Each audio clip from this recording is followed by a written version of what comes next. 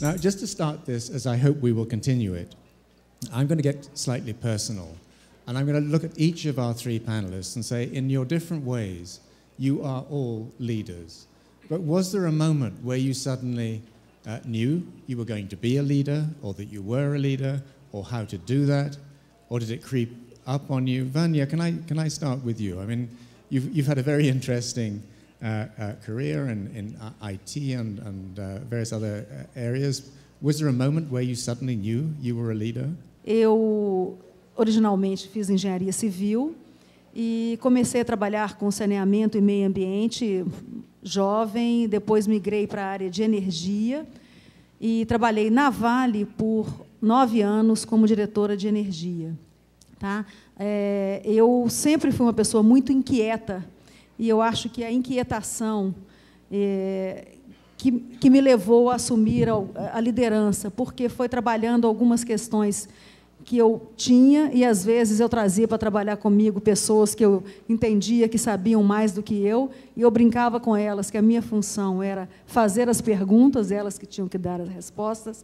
Então, acho que isso foi um aprendizado importante na minha carreira, né, a função fazer as perguntas, prestar atenção e a gente tentar crescer. Na energia, eu trabalhei bastante essas questões de eficiência energética e eu acredito que grande parte das respostas para essas questões que a gente está trabalhando aqui hoje, pelo menos do ponto de vista das empresas, elas estão na mudança da nossa matriz energética e isso eu tive um aprendizado justamente na minha carreira, trabalhando a mudança da matriz energética da Vale. A gente tem feito isso, transformando cada vez mais essa matriz numa matriz sustentável.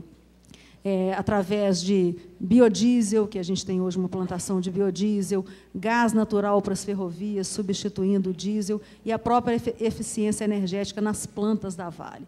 Bom, daí, para trabalhar cada vez mais as questões sociais, eu acredito que foi um amadurecimento que eu acredito na sincronicidade das coisas, inclusive na sincronicidade dos eventos na humanidade. Há um amadurecimento da liderança. Claro que as pessoas não vão ao mesmo tempo, todo mundo, mas há um amadurecimento da liderança no mundo. Quando eu era criança, progresso, eu brinco isso com a minha equipe, era mostrar uma fábrica com a fumacinha. Isso era progresso. Hoje não se aceita mais. Então, eu acredito que houve um amadurecimento pessoal, um amadurecimento da sociedade e, talvez, consequentemente, e algumas vezes a gente acha que as empresas foram forçadas a isso, mas está havendo um amadurecimento das empresas. Hoje, a gente tem que pensar que as empresas têm que deixar um legado para a sociedade. Muito mais do que ser apenas um operador responsável ou até um catalisador do desenvolvimento local onde ela atua, ela tem que olhar além. E a minha questão, talvez, o que eu posso falar de como que eu assumi, de certa maneira, uma liderança na empresa, foi justamente essa questão de ter a possibilidade de estar sempre questionando, de olhar além, que eu acho que é isso que vai, de alguma maneira, nos alavancar na questão do desenvolvimento, tanto pessoal quanto empresarial. Pavan, when I think about the work that you're doing, with a background in physics, in economics, in banking, and now playing into the green economy space. As I said to you, I think yesterday, I think your timing is wonderful, but you carry a huge responsibility because people are suddenly looking to you as they did to Nick Stern on climate change and to other people previously to provide a very clear signal of where society and our economies and our companies should go. And so when you're talking to the outside world, as today, where does your personal sense of legitimacy or authority come from? I think it has to come from within. And with me, as someone with a scientific education and a finance and economics background, and yet someone with a passion for nature, for long I just could not reconcile these two sides of my life, and discovered the works of many environmental economists who were arising, Peirce and Daly. And as I read on, I realized that direction that they describe of recognizing natural capital and recognizing the importance of nature as the whole, which envelops the part which is society and the economy, is vital. And that is the lack of recognition is the reason why we are losing nature in such an absurd fashion. I was very struck a couple of days ago. You gave a presentation to the Ethos International Council and got very lively, energetic discussion going. And one of the things that struck me was that you began as an Indian by reaching back deep into India's history and talking about Mahatma Gandhi and about Kumrappa. And how important do you think in what you do history is? It's vital. That history is part of what we are doing and what I'm doing. And I'll give you a small personal example. Even once I'd read the books and figured out that what we needed was green accounting, that we needed to recast the accounts of society, and my country, India, needed to do that first, I didn't have the gumption to go ahead. And I kept wondering, how can I, just one person, do this? Until one day I was driving past a signboard by a Tata company which had a quotation from Gandhi, which said, "Find purpose, the means shall follow." And I still remember the signboard today, 15 years ago when I saw it. I still remember it because that's what gave me the sudden realization that, yes, I just need to get on with it. I don't have to worry where the money will come from or where the experts will come from or where the recognition will come from. Just let's begin. It was that deep. Otto, we're very much looking forward to hearing your presentation on your theory, but before we do that, you've clearly had a big impact in recent years, but was there again a moment where you suddenly realized that you had to do what you're doing, that you knew exactly how to do it, or has it evolved over time?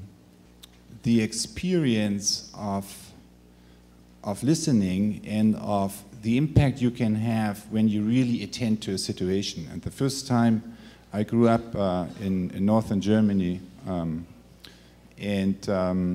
so the first time, which was a little bit like a wake-up moment for me, was the anti-nuke movement against the nuclear power plants being built at that point. And so you become part of that, you become part of the then very powerful green movement in the making as well.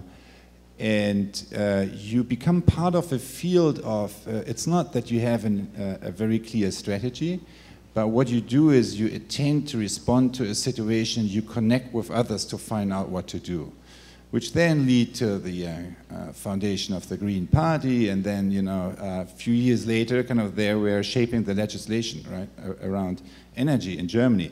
So back then it didn't feel like a success, really. It felt more like beaten up and, you know, maybe a small dent you could make. But in retrospect, you could see it. And so the second experience for me was with the peace movement in Eastern and Western Europe. And again, so it didn't feel like a big success, but then a few years later, the collapse of the Berlin Wall and the end of the... So it's, and a third experience was kind of more on a professional. When I started to conducting dialogue interviews, I was more stumbling into that, but I noticed that people were like taking, you know, really quality time to listening to people sharing their professional and life's journey. And then I noticed that everyone wanted to have the tapes, although at first they never wanted to make the time. So they didn't sign. And then, you know, only after doing that already for a while, I noticed that I had a capacity to listen. So, and that actually the way you listen as an individual and as a community does make a huge difference on what's going to happen in a situation, in a conversation, in a dialogue. So that wake up came very late. So I was, and maybe what I'm trying to do now in my better moments, if kind of things work, is to create a space of listening not only from me to another person, but from a community to each other and to itself as a community. So that's, I would say it's listening at the end of the day. The way you pay attention as an individual and also as a community to the situation that you face.